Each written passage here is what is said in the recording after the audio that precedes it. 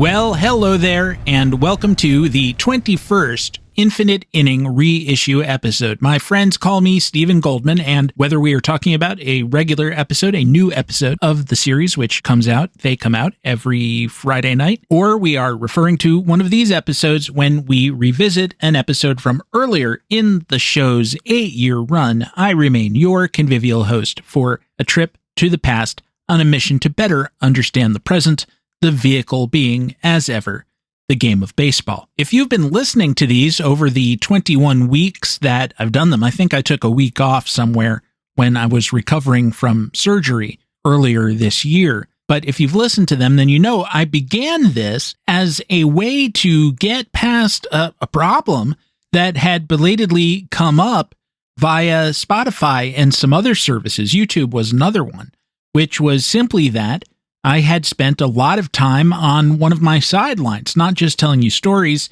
about the game of baseball, but occasionally constantly using clips of very old music generally to comment on the stories. And it was fun for me to do.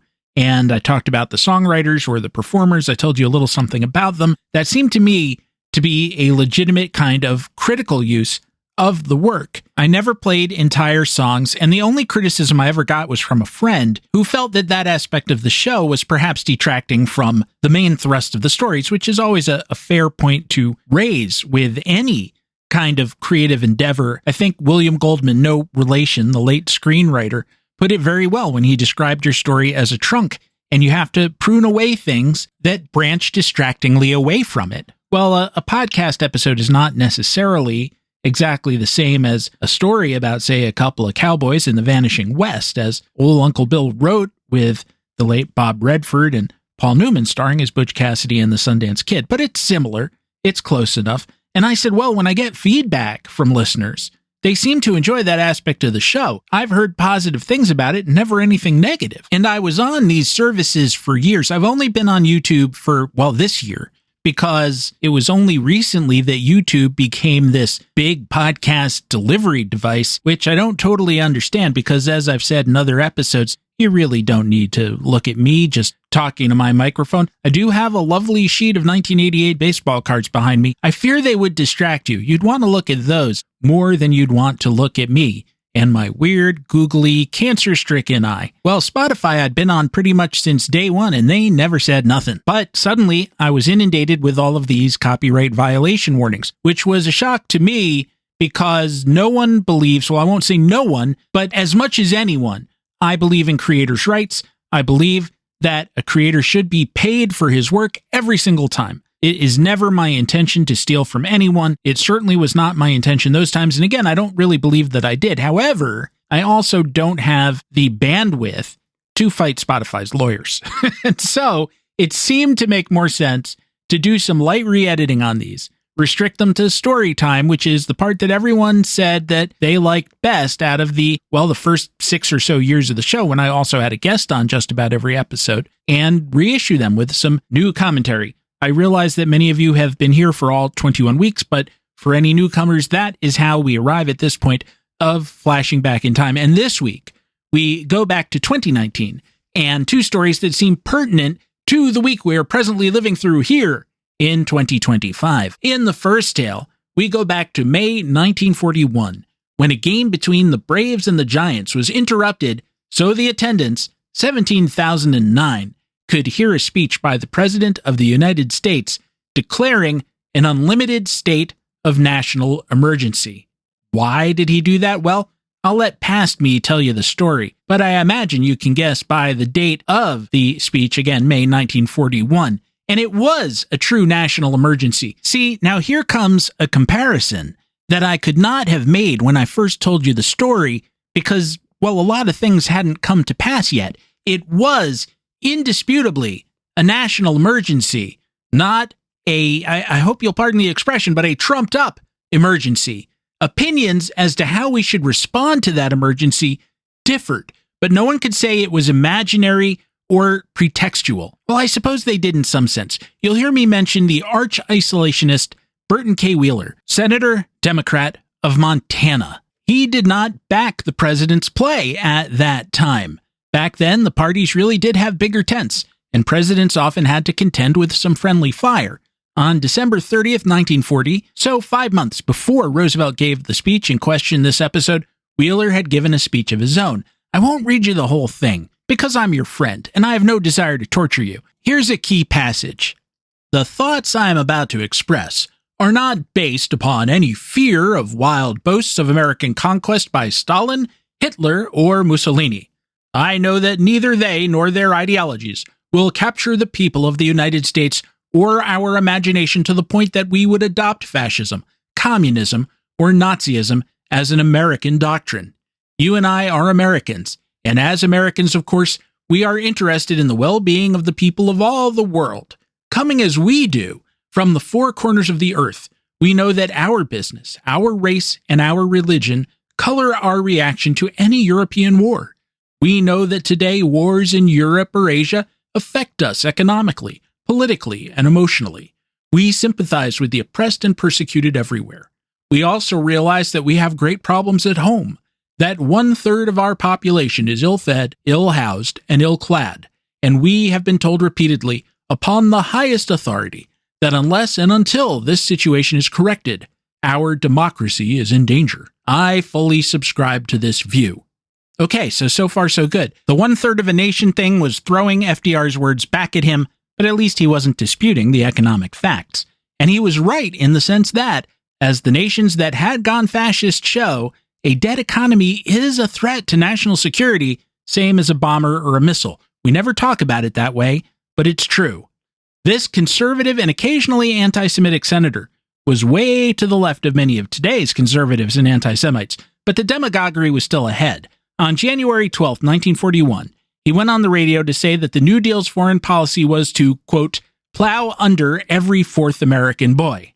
A few weeks later, he said, we're so close to war that on January 30th, 1941, the War Department announced that they were seeking bids on 1,500,000 caskets for your sons and for mine.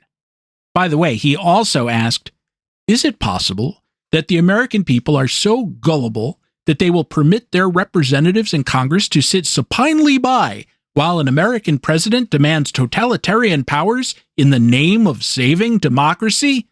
Hell of a question, Bert, hell of a question. Wheeler was arguing about the Lend-Lease Act, by which President Roosevelt had said that America would become the arsenal of democracy. By that he meant give materiel to the British and the Russians. To Wheeler, it meant we would inevitably be drawn into the war. Well, the fascists went ahead and attacked anyway, so the point was moot.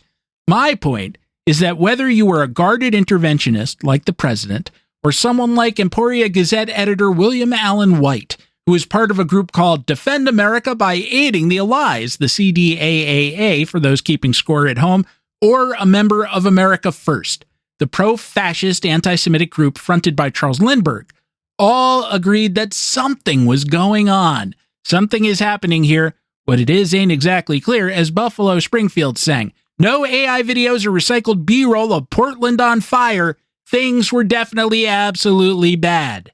The disagreement was about how bad and how best to respond, or even if we shouldn't respond at all. And so, whereas baseball fans might have found it strange to have a ballgame pause for a presidential address, they wouldn't have been at all confused by the lack of context for such a pause, as we are confused today by the supposedly urgent need for our own military to be loosed upon American cities, but only certain American cities. From there, the episode proceeds to a story of John McGraw and other managers getting way too much credit for disrupting their players, or other players, I should say. If this postseason has shown us anything, it's that at least as often as not, managers are an impediment to winning. Or maybe they're inert like Aaron Boone, and they don't subtract much, but they also don't add anything. They're like AI, useful in a handful of circumstances, but mostly the externalities outweigh the benefits. The larger pitching staffs of today, ironically, make it easier for managers to mess up instead of harder, because back in, as recently as the 80s, maybe they had only 5 chances to pick the wrong guy for a matchup, but now they have 8 or 9. Ralph Branca for Bobby Thompson? Yes or no? Yes or no? Now at any given moment, there are 5 or 6 Ralph Brancas, more.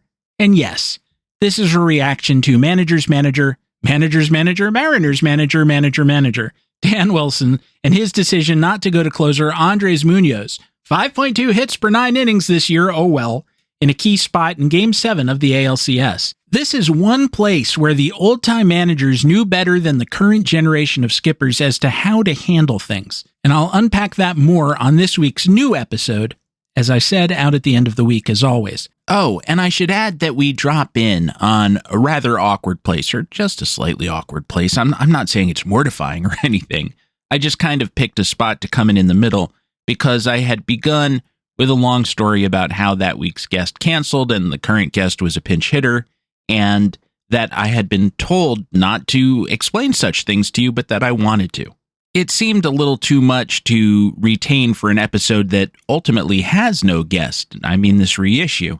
But I concluded that discussion with a statement of philosophy, or I should say, one of the many reasons that I do this show, and it's still true. So I wanted to retain that much. See, nothing too complicated. That's all for me for this reissue episode.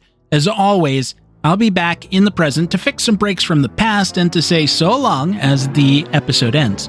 Thank you, as always, for joining me for this reissue episode, which begins just on the other side of this break.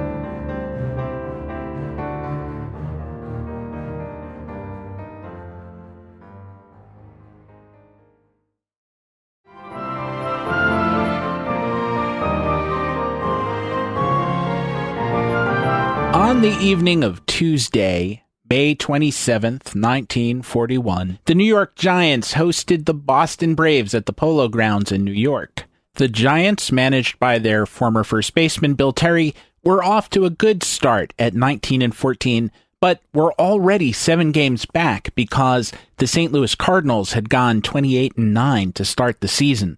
The Cardinals would fall off that pace and later be overtaken by the Brooklyn Dodgers, but the Giants would fall off even harder and finish under 500. They weren't a terrible team, actually, with Mel Ott leading the offense. They were just a little bit short, both at bat and on the mound.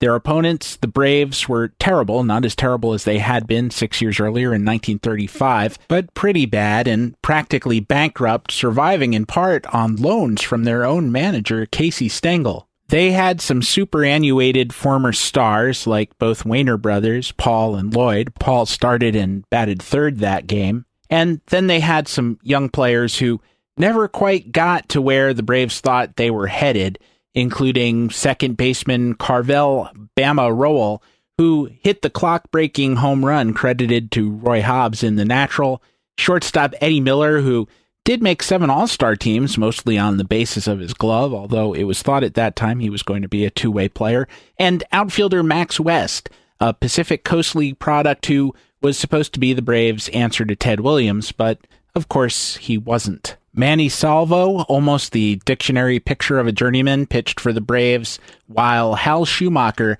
a very solid right-handed pitcher who probably would have won about 200 games in the majors had World War II not intervened, took the mound for the home team. The game was a scoreless tie into the bottom of the 5th, at which point Joe Arengo, a utility man playing third for the Giants that day, hit a solo home run off of Salvo.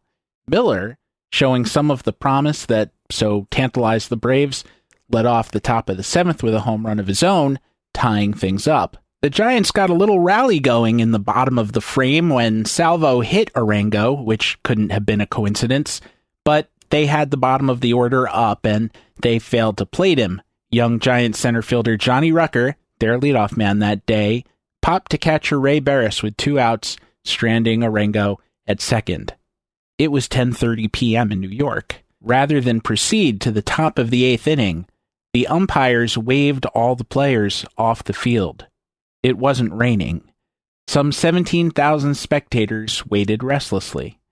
After a moment, the PA announcer said, "Ladies and gentlemen, the President of the United States." Now, this wasn't a complete surprise. A major address had been promised for that evening, an important address.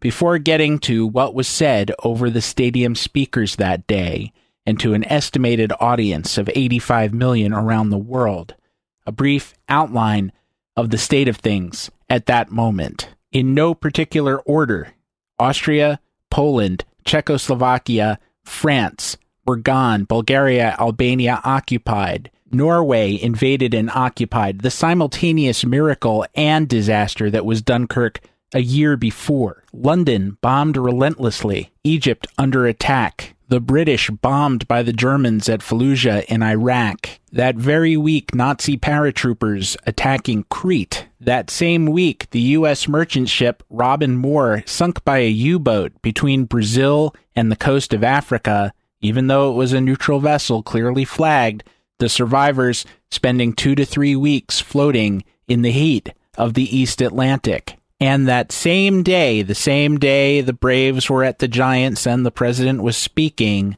the giant German battleship Bismarck slipped into the North Atlantic, where, after an epic battle that included the loss of the British battlecruiser Hood, with 1,418 men going down with the ship, the Bismarck was fatally wounded and scuttled by her own sailors. The foregoing is not sufficient to convey the entire dire state of the planet at that time. We haven't even touched on the Pacific, where the Japanese were already doing evil things to the Chinese and had been doing them for a number of years, had established military bases in what would later be Vietnam, and were preparing to drive on Singapore. And whereas not everything that the Germans were doing to the peoples of their own country or the occupied nations was known at the time, a lot of it was, and none of the foregoing of what I just told you was anything like a secret. The world was a bad place. The only controversy was what the United States should do about it, if anything, and when. There were many people in the country who thought that the answers to those two questions should be nothing and never, and it was on those topics that the president would, or at least it was hoped by many that he would, speak that night. He did, in fact, speak for about 30 minutes. Here is just a little bit of what those fans at the Polo Grounds heard him say. The pressing problems that confront us are military and naval problems. We cannot afford to approach them from the point of view of wishful thinkers or sentimentalists. What we face is cold, hard fact.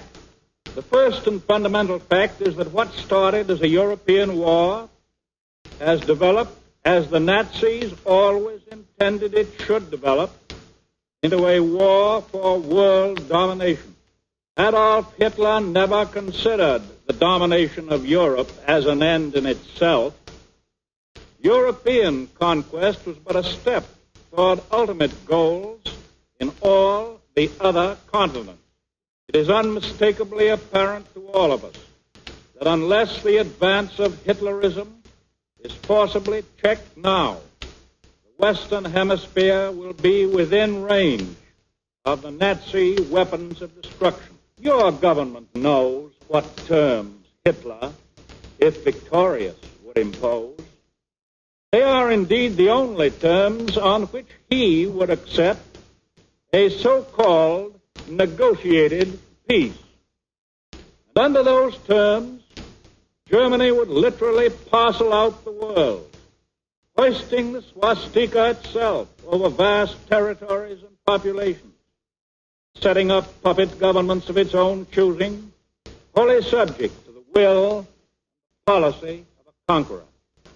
To the people of the Americas, a triumphant Hitler would say, as he said after the seizure of Austria, and as he said after Munich, and as he said after the seizure of Czechoslovakia, I am now completely satisfied. This is the last territorial readjustment I will see. And he would, of course, add, all we want is peace and friendship, profitable trade relations with you in the new world. Were any of us in the Americas so incredibly simple and forgetful as to accept those honeyed words, what would then happen? The president then spent a great number of minutes explaining in vivid detail what life would be like in Nazi-occupied America, even describing how the Germans did not permit the worship of any god other than Adolf Hitler, and that our own children would, and I quote, be sent goose-stepping off to find other gods to worship. He then tried to explain, as he had explained so many other complicated things, as to why it would be foolish to wait until, 1, everyone else had been defeated, and 2, until we were attacked, to get involved in the war. And yet, if you listen, you won't actually hear any policies being announced. Not yet. The war is approaching the brink of the Western Hemisphere itself. It is coming very close to home. I have said on many occasions that the United States is mustering its men and its resources only for purposes of defense, only to repel attack. I repeat that statement now. But we must be realistic. When we use the word attack, we have to relate it to the lightning speed of modern warfare. Some people seem to think that we are not attacked until bombs actually drop in the streets of New York or San Francisco or New Orleans or Chicago. But they are simply shutting their eyes to the lesson that we must learn from the fate of every nation that the Nazis have conquered. Nobody can foretell tonight just when the acts of the dictators will ripen into attack on this hemisphere and us. But we know enough by now to realize that it would be suicide to wait until they are in our front yard. When your enemy comes at you in a tank or a bombing plane, if you hold your fire until you see the whites of his eyes, you will never know what hit you. Our Bunker Hill of tomorrow may be several thousand miles from Boston, Massachusetts. Anyone with an atlas, anyone with a reasonable knowledge of the sudden striking force of modern war knows that it is stupid to wait until a probable enemy has gained a foothold from which to attack. Old-fashioned common sense calls for the use of a strategy that will prevent such an enemy from gaining a foothold in the first place.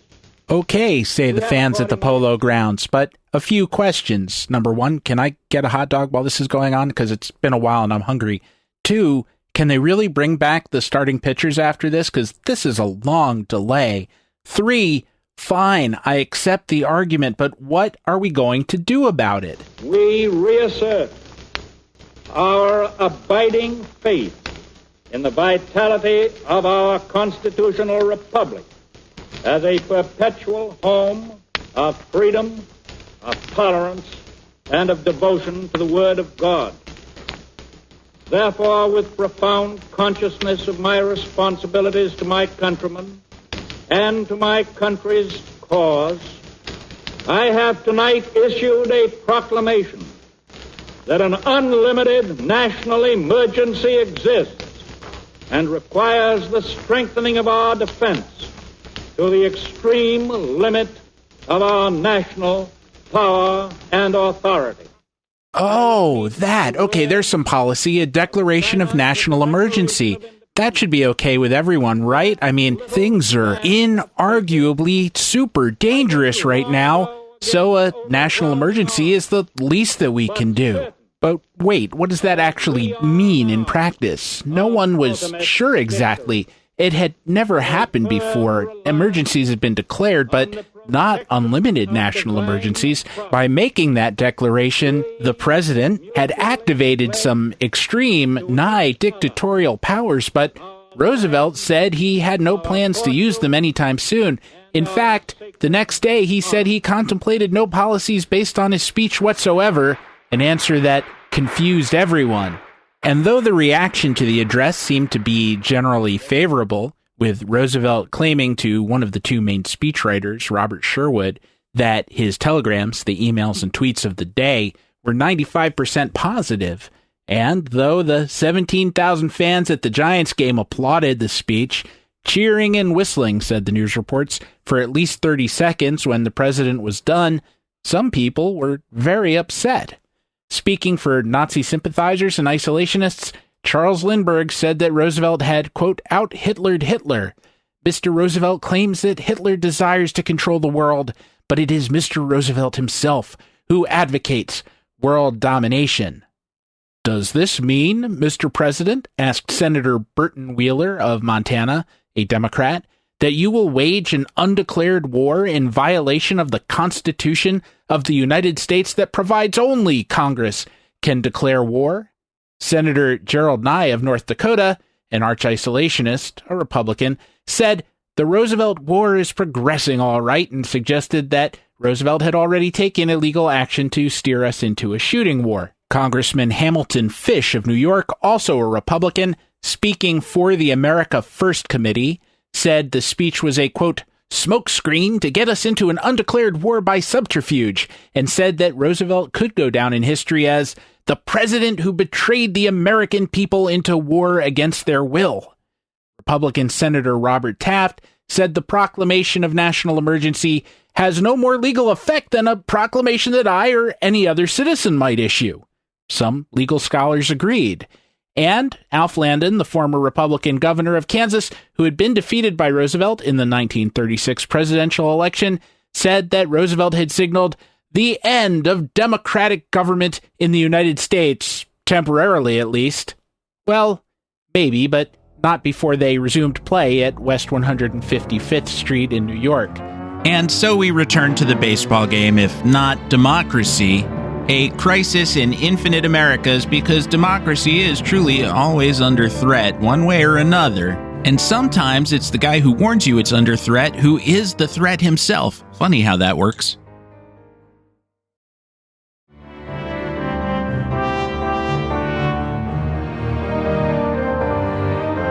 The starting pitchers did not come back in.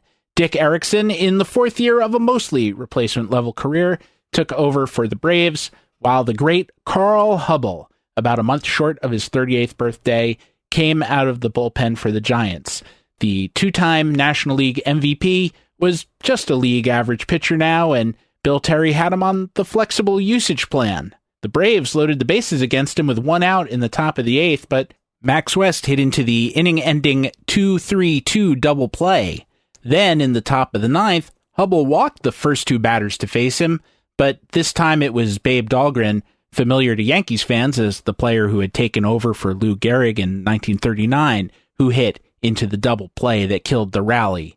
Finally, in the bottom of the ninth, Erickson walked Billy Georges with one out. Arengo, the hero of the day, pushed him to second with a single to left, and then Hubble, hitting for himself, fouled off two two-strike pitches and then laced the third into center for the walk-off winner.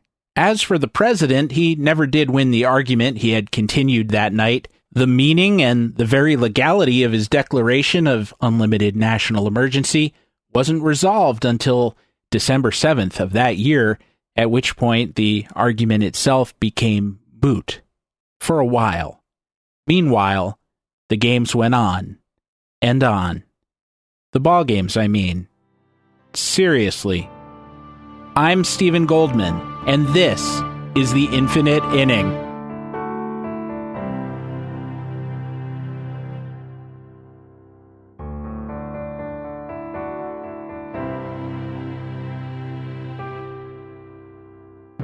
I figure part of this whole podcasting experiment, now in its 93rd episode, is that you get to know me a little bit, and if I'm lucky, fortunate, I get to know some of the community that has formed around this show as well.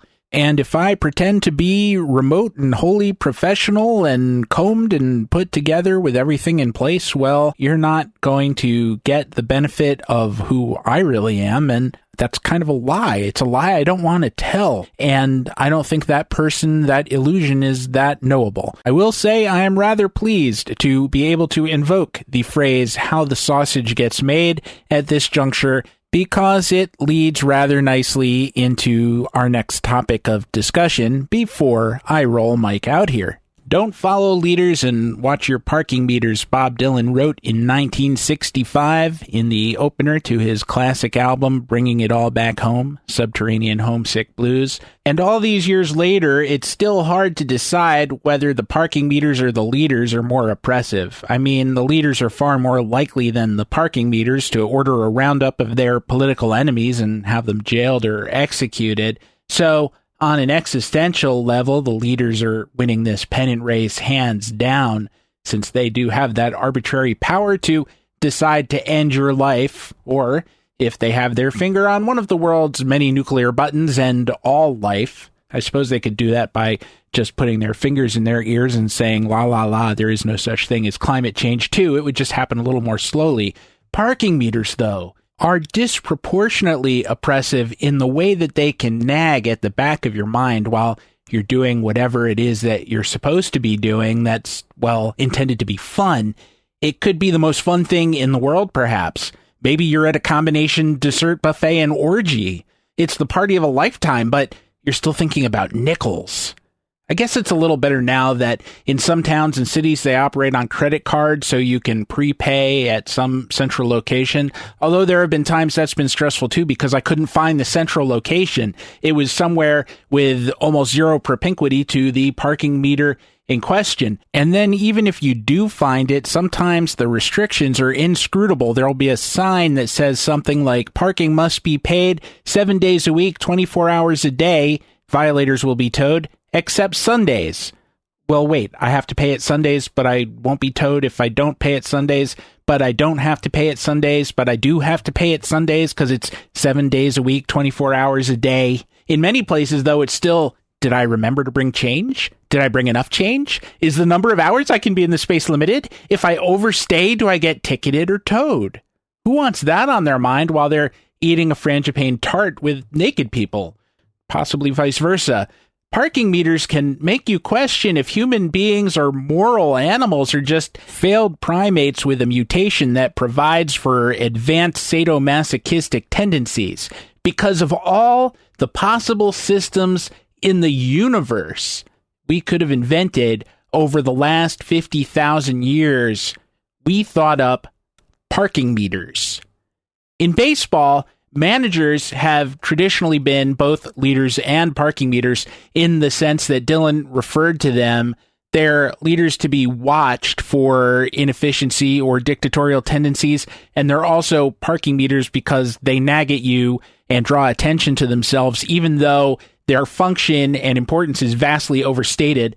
There are whole books devoted to the big, important decisions they made, and admittedly, some of those decisions were pretty smart. However, they were, like all decisions, also contingent, and the managers in question, the leaders, the parking meters, were prodded into them by circumstance when they would have much preferred not to have to think so hard. By that, I mean that Earl Weaver wouldn't have platooned John Lowenstein and Gary Renicky in the late 1970s and early 80s with the Baltimore Orioles if he had happened to have had, say, George Foster or Reggie Smith or some other outfielder he could have played every day.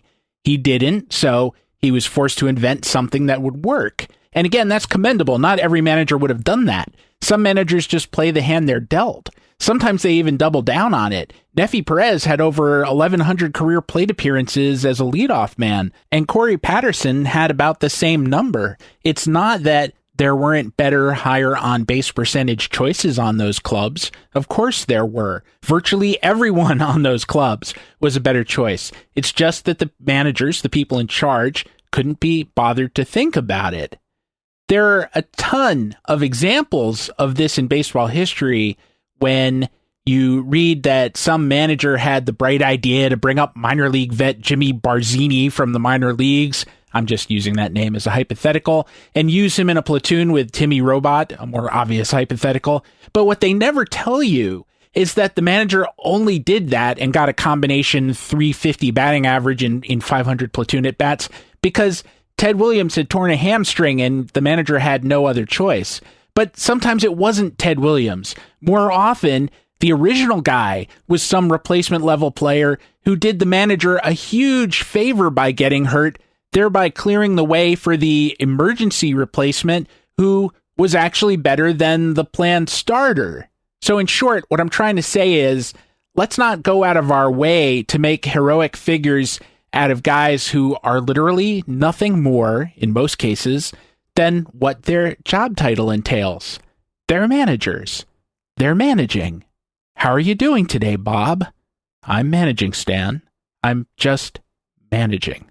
For the last couple of weeks, I've been talking about the collision of aging New York Giants manager John McGraw and the resolutely obese catcher Shanty Hogan. I'm going to let the conclusion of that story mature one more week because I want to give you a little more detail about McGraw's overstated brilliance. This feels like a good week to be talking about leadership, what it is in baseball and elsewhere. And it was notable to me that while Mike Bates and I spent a good deal of time talking about what the Twins have done in this offseason, we didn't mention that they made the managerial change from Paul Molitor to Rocco Baldelli as if it didn't matter. Leaders are undoubtedly important, but baseball teams, governments, armies are complex systems that do not, for the most part, respond to simplistic fixes and sudden brilliant insights. We currently, in the United States, have a president who has said on several occasions,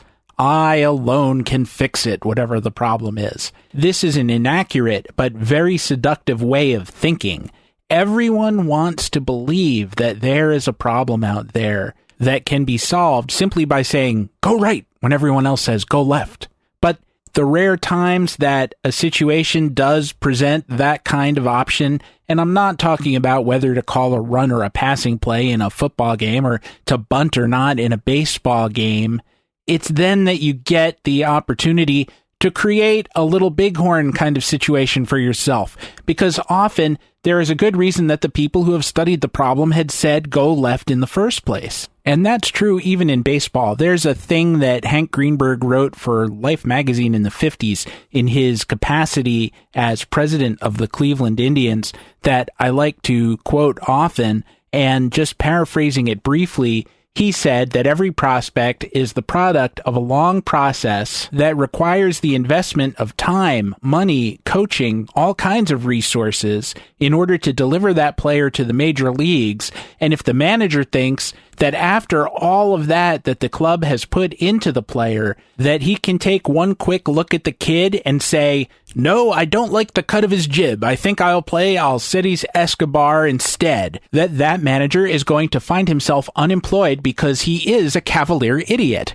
Again, I'm paraphrasing, but that's what Greenberg was saying. And I hope you can see that same process of thinking that Greenberg just explained in terms of leadership and the failure thereof can be extrapolated to other complex systems as well. There are many I alone can fix it anecdotes about John McGraw, some at the team level, many at the game level, and they're all unnecessary. His good teams, as I said last week, are his monument. Even his bad teams were pretty good, and that's saying something given that he was fond of insisting that the Giants were a team without stars. Actually, we can test that proposition using wins above replacement, baseball reference version in this case. During McGraw's years as Giants manager, the National League had 151 position players, record seasons of 5 wins above replacement, hereafter referred to as WAR or more. That's a solid star, but not necessarily an MVP, most often not an MVP kind of player. In 2018, Matt Carpenter, Paul Goldschmidt, Jed Lowry, Jose Altuve were each in their own way 5-ish sort of players, whereas Christian Yelich, the actual NL MVP, clocked in at 7.6, and Mookie Betts, the AL MVP, was nigh on historic at 10.9. Not that the 5 guys are to be scoffed at. They are exceptionally good players. They're just not your demigods, your Babe Ruths and Ted Williams and so on. Well, the Giants had 37 of those guys, all-star level guys, more than any other club in the National League at that time. The Cubs were next at 23, and the Pirates third at 22. I'm talking about position players only now, not pitchers. We'll get to those in a second. This is to be expected. They were a good team. That had to come from somewhere. But if we drill a little further into that and look for players who were at that MVP level, taking Christian Yelich in his 7-ish season as kind of our floor for that, we find that during the long years that McGraw managed the Giants from 1903 to the beginning of 1932, with some little chunks in there missing due to illness and other things, that the National League had two really dominant superstars on the position level during that time, Hans Wagner and Rogers Hornsby. And the Giants had just 1 year from those two guys, Hornsby for the single season that he played for the Giants, when he had a Betzian 10.1 WAR. That was 1927. Otherwise, though, McGraw did not have position players at that level. If we look at the Yelich category, they had 8 such seasons during the McGraw years, and that accounts for total WAR, both offense and defense. So did the Pirates, while the Cardinals had 7. We're looking at Hornsby and Wagner again. The Cubs had 6. So McGraw was gilding his own lily by saying that the Giants didn't have stars. But when we look at the pitchers, it becomes true after a certain point. When he took over the Giants, he arrived at the moment that the previous manager was thinking for some reason, maybe Christy Mathewson might be better off as a first baseman or outfielder or something and not a pitcher. And McGraw looked at Mathewson and said, what? No. And doing that, making that decision, he created a future Hall of Famer and one of the great pitchers of his day. For 9 of the next 11 seasons, Matty was ridiculously great, but his run ended in 1913. McGraw managed until, as I said, 32, and he never had another pitcher at that level. Look at the greats of the National League at that time. Pete Alexander, never a Giant. Dazzy Vance, nope. Burley Grimes, 1 season, and not his best. Between 1914 and 1931, there were 21 pitchers who had Cy Young type seasons, seasons of 7 or more wins above replacement, and none of them were Giants. So on the pitching side, McGraw's statement was accurate, and he deserves credit for finding enough depth to withstand Mathewson's decline and the fact that the team could not, for whatever reason, and the obvious reason is because pitchers at that level just don't come along all the time, land another ace. In fact, and I've made this argument in other places, and this is just a parenthesis, the Cincinnati Reds, in their entire long storied history, have never had that guy. They've had him for a year or two at a time, but they have never had a career great starter pitch for that team for any appreciable length of time. So there is some objective evidence of what McGraw brought to the Giants. We have that. That information is out there. So he doesn't need stories like this one. In 1908, the Cardinals came up with a lefty named Harry Slim Salee. Slim has been compared to Rube Waddell in that he drank a lot and tended to wander away from the team at random times. Waddell, though, seems to have been impaired in some organic way, whereas, and this is just my sense of it, that Salee was not mentally challenged in the same sense. He was just some deleterious combination of eccentric and alcoholic. Taken just as a pitcher, he had 2 things going for him that made him very difficult to hit, neither of which was pure stuff. First, he threw a curveball with great command and control. Second, he used, and you can see this in pictures, a weird crossfire delivery in which his plant foot would end up perpendicular to the rest of his body, pointing towards first base. It looks painful. It looks like a dislocation. I tried it, and it feels painful. As I said, he didn't throw hard at all. He had low strikeout totals even for that time. During the years of his career, 107 major league pitchers threw 1,000 or more innings. He ranked 103rd in strikeout rate. McGraw said, "He has so little on the ball that it looks like one of those Salome dancers when it comes up to the plate and actually makes me blush." But here's another objective thing about McGraw. Even if Salee's fastball did remind him of a young woman with too few clothes on, it didn't stop him from acquiring him later on in his career, because to him, effective was effective. And the Giants won the 1917 National League pennant with Salee in their starting rotation. When Salee first came up, he was very effective at beating the Giants. That's why McGraw was complaining. And according to legend, he tasked his great brain with figuring out how to beat the lefty. Decades later, the writer Jack Scher told the story this way in Sport magazine. Mac's keen eye ferreted out the southpaw's one weakness. He broke Salih's heart in the first inning of the Giants' next game with the Cards. I want every man to bunt and keep on bunting, McGraw told his team before the game started. Poke 'em right near Salih. The Giants thought their manager's mind had jumped the track, but they followed his orders. The New Yorkers scored 13 runs in the first inning! McGraw had discovered what other managers had failed to notice, that Salih couldn't field bunts. As with many myths, this story has its origins in the truth. On May 13th, 1911, the Cardinals faced the Giants at the Polo Grounds. In the first inning, Salih gave up 3 hits, a walk, and 2 runs, and was hooked from the game. The Giants, though, kept on hitting, ultimately sending 17 batters to the plate and scoring 13 runs in the frame, just as Scher said. The game stories don't mention any bunts.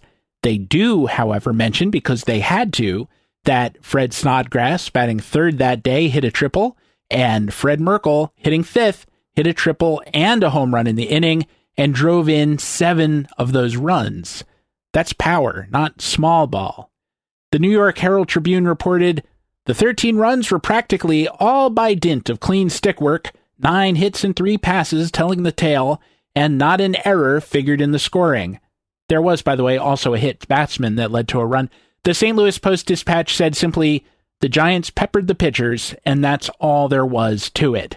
In his book, Pitching in a Pinch, one of the first ghost-written as told tos, Christy Mathewson actually talked quite a bit about Slim Salih and what the Giants did to beat him, and it had nothing to do with exaggerated bunting, but rather simply that if they happened to find their way on base, they would try to run a lot to take advantage of his long, weird delivery, figuring that either they would be safe or he would have to change his motion and shorten things up in order to stop them from stealing all the bases.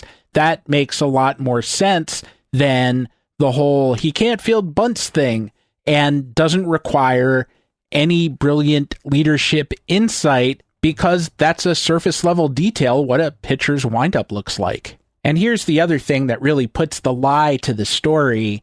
The series in May 1911 between the Giants and Cardinals, in which all this happened, was scheduled to last 4 days. Salih was blown out in the first of the 4. The Cardinals put him right back out there for the 4th game. After all, he had hardly pitched in the first one. And in that second appearance of the series, just a few days later, he pitched a complete game, 1-run victory. Where did his vulnerability to the bunt go over those 3 days? Had he managed to fix it? Did McGraw decide just to be nice and win the game fair and square? And how is it that, with this vulnerability exposed, that Salih managed to pitch another 12 years in the majors? Please indulge me while I give you one more, perhaps better known, but also more ridiculous version of the same story of McGraw finding an insight that defeated a heretofore invincible pitcher. Also dates from 1908, or a 1908 rookie. In any case, down the stretch that season, the Phillies were trying out a young southpaw pitcher, Harry Kovaleski. He was the brother of the Hall of Fame pitcher Stan Kovaleski, who came along a little bit later. You know about that season, about Fred Merkel's so-called boner. You know how this arbitrary ruling by the National League put the Chicago Cubs ultimately in the World Series. Well, I'm not going to recapitulate that whole story for you. There are whole books on that, and it's pretty well known if you know your basic baseball history. Let me just say this much, that Merkel's boner wasn't as important, perhaps, as Kovaleski personally was to the Giants' fortunes down the stretch. The Giants played 8 straight games against the Phillies starting in late September, 4 at home, 4 away. On September 29th, Kovaleski pitched a 7-hit shutout against them.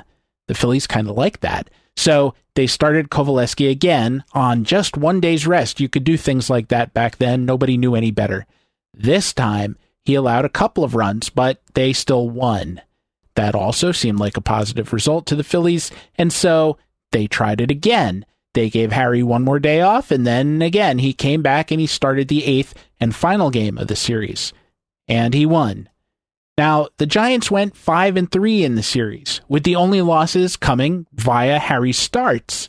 That's not a bad record at all. If you win 5 of every 8 games today, you'll finish the season 101-61 and go to the playoffs. But the Cubs went 4-1 during the same stretch, and so when the Giants were finally done with the Phillies, they were a game and a half out. McGraw pouted, which is a more standard position or outcome for leaders to take, because there are many circumstances that you alone or they alone cannot fix it. No manager in a tight race has the right to play favorites, McGraw said. It was a lousy trick pitching that young left-hander out of turn in his efforts to beat us out of a pennant. McGraw, I can assure you, would have done the exact damn same thing had he been in the position to do so. Well, he supposedly had his revenge. Fred Snodgrass told the story this way in the classic oral history, The Glory of Their Times. How could you blame Merkel when we lost the playoff game, and besides, we lost 5 other games after the Merkel incident? If we had won any one of those 5 games, we would have won the pennant in the regular season, and we wouldn't even have had to play a playoff game. We lost a doubleheader to Cincinnati, and then we played the Philadelphia Phillies, and Harry Kovaleski pitched against us 3 times in 1 week. He pitched against us on Tuesday, Thursday, and Saturday, and beat us all 3 times. That's when he acquired the nickname Giant Killer. Kovaleski beating us 3 times in 1 week surely wasn't Merkel's fault. And do you know that we ran Harry Kovaleski clear out of the league the next season? It was the craziest, most foolish thing that ever happened. McGraw was told by a friend of his who had managed Kovaleski in the minor leagues before he came up to Philadelphia that Kovaleski always carried some bologna in his back pocket and chewed on that bologna throughout the game, and that he did this more or less secretly, maybe somewhat ashamed of his habit. It was sort of an obsession with him. So this manager told McGraw, and McGraw saw to it that some of us players would always meet Kovaleski as he was going to and from the pitcher's box whenever he pitched against us. We'd stop him and say, "Hey, give us a chew of that bologna, will you?" Well, this so upset the fellow that he couldn't pitch against us to save his life. He never beat us again. Word got around the league, and the other clubs started doing the same thing, and it chased him right back to the minors. Or at least, that's what we Giants always claimed. First of all, Harry Kovaleski did beat the Giants again the very next season in 1909, although he was only 1-3 against them. That said, they didn't exactly beat him up. Second, in the very same book, The Glory of Their Times, Stan Kovaleski denied the story had any merit whatsoever. He said there was no bologna sandwich, there was, more plausibly, an arm injury. The record does seem to bear this out. After 1910, Harry went back to the minors, pitched pretty effectively, very effectively at times, and resurfaced in the majors in 1914 with the Detroit Tigers. Over the next 3 seasons, from age 28 to age 30, he went 22-12 with a 2.49 ERA in 303 innings, 22-13 with a 2.45 ERA, while pitching in a league-leading 50 games and throwing 312.2 innings, and finally, in 1916, at age 30, he went 21-11 with a 1.97 ERA in 324.1 innings. All of those ERA figures are well below league average. At that point, his arm gave out again, and he was pretty much done. Or maybe he lost his bologna sandwich. Hear me out, oh my brothers and sisters. It sounds insane to believe that a man's destiny could be altered by a piece of processed meat, or at least being mocked for his possession thereof. But people did believe it. Fred Snodgrass believed it, and he was there. I am here to tell you that Mr. Snodgrass was a gullible dope, and that has nothing to do with any fly balls he dropped in the World Series or anything else. More importantly, there are many gullible dopes in the world who will probably not buy that bologna changed the course of a man's career, but will believe things that are 1 or 2 degrees off of that in terms of some ineffable leadership principle that says that one man alone, manager, CEO, general, president, can fix it simply by uttering a few well-placed words to the right person. And so I guess Bob Dylan got it about half wrong. Don't follow leaders, that was correct, but forget about the parking meters and watch your finely ground pork cold cuts. Actually, that's pretty sound advice, regardless. By the fire that still rages, we've come to the end of another episode. As always, here is where I used to tell you how to find the guest on Twitter, but there is no guest and there is no Twitter. However, should you wish to follow me on social media, you can do so at stephengoldman.bsky.social. I can't say that a splendid time is guaranteed for all, but I find the company more, well, to use a word I used at the beginning of the show, convivial. You don't have to look it up or anything, it just means pleasant to be around. So write us by, which I mean me, at infiniteinning@gmail.com, and there's a Facebook group. Go to Facebook, knock, I will let you in. And after that, as someone far more talented than I wrote, the love you take will be equal to the love you make. If you are generously inclined and would like to spur the show on to greater heights with your financial support, you can do so by going to patreon.com/theinfiniteinning. And on that note, I would like to welcome the newest subscriber to our Infinite Inning Infinite Roll of Honor, Ugly Johnny Dickshot. Thank you, Ugly Johnny Dickshot. And thank you on behalf of everyone who got to hear me say Ugly Johnny Dickshot 3 times. Please subscribe with weird player names. I'll say anything you want. Our majestic theme song was a co-composition of myself and Dr. Rick Mooring, who reminds you that you don't have to be a martyr to your own pain. You've got to know just when to let it go, and that's good advice. Well, if I can get this episode finished and uploaded, then I'll start work on next week's episode, and I'll be back next week with more tales and discussion from inside the Infinite Inning. And oh boy, is that true this week more than most, so I'll get on to episode number 350, and I'll see you this weekend. Thanks for dropping by for this reissue episode.